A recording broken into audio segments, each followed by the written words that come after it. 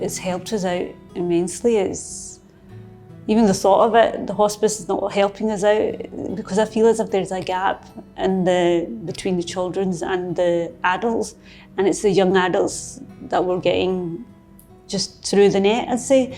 But this way, it's like the hospice is there, it's like safe hands, and everybody's very happy to help you out.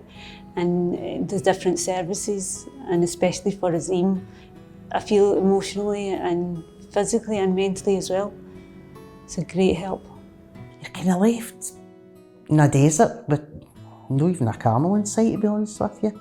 But when they've stepped in, Fiona and Dr. Laidlaw they're just lovely. All the girls are lovely.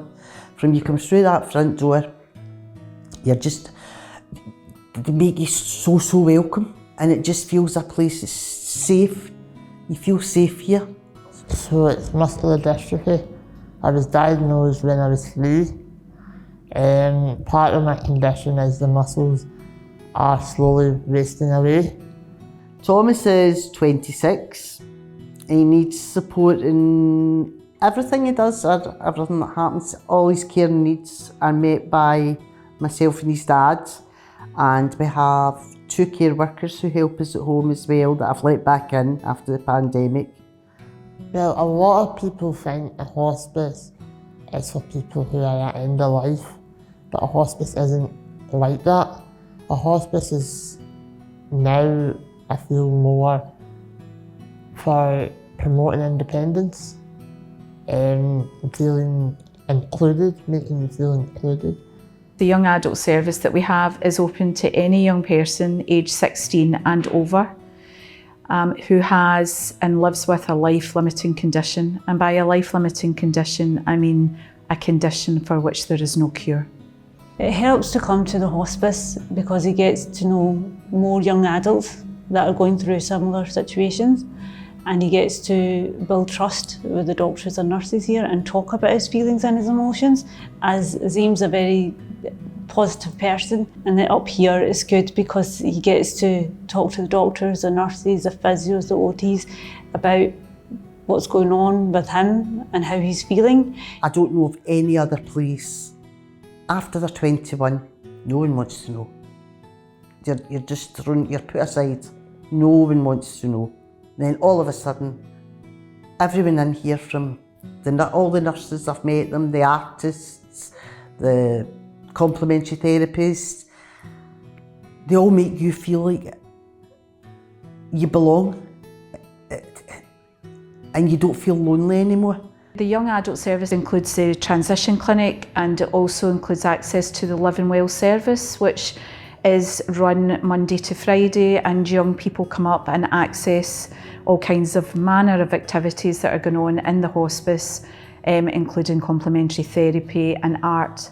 But they also access other services like counselling or social workers, or OT or physio. So we have that running through the week, and then we have the transition clinic once a month. But the big gap in our service is access for these young people to short break stays. Between a teenager and an adult, there's nothing there. It's basically children's services or adult services.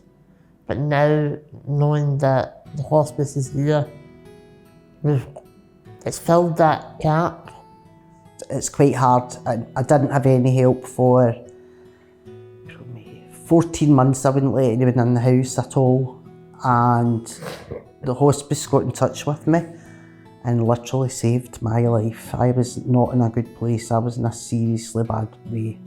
We have 2 beds that are unfunded, and if we received funding, then that means we could then look to employ staff to the highest level, as I've talked about, with having these specialist skills that actually they could support the young people to come in, have a break, but also really, really importantly for their families to have breaks too, because during the pandemic, when everything was closing and all services were closing, many of the young people, because they were shielding, had no social care services, so they had no respite services even in their own homes. But these short breaks would be lovely. I'm not getting any younger.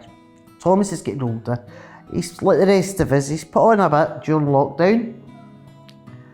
And I know I'll trust him. I know I'll trust him. He'll get the proper medical care that he needs here. It would just mean that they can recharge their batteries, especially during the pandemic. Some of the care was cut back, so it was one person or two person that were just doing the care themselves, and that really it was very challenging. I think it really pushed you, and those short stay breaks, it's just like a blessing. There really is nowhere in Scotland that they can access that they feel is age appropriate and also meets their complex health needs. So that's where we fit in. You know, we have staff that are highly trained in palliative care to meet their complex health needs. We have an age appropriate environment that we could run this service from. And really what we're looking for is money to help us run that pilot and establish that service, which is so needed, not just for our own caseload, but for lots of other young people who are not yet known to us, but who are living longer now. They've just made my life so good, and I can't wait till it all kicks off. But we need staff, so anybody out there listening, if you want to come up and help them. But no, I'm looking forward to it, and my trust's growing as well. Even when you're sitting there and we're all talking, you see them watching them and working them out, and it's nice. It's nice. Cannot even describe in words what the hospice means to us, and how it's helped us. And if there wasn't a hospice like PPWH to help the young adults, I think we would have been lost. That's the only way I can describe it. So I think the clear message would be the funding would allow us to create a service that is very needs-led and very appropriate for that individual and their family. I cannot thank them enough, and that's why another reason why I do so much for the hospice and why it's so close to my heart is because I feel it saved me.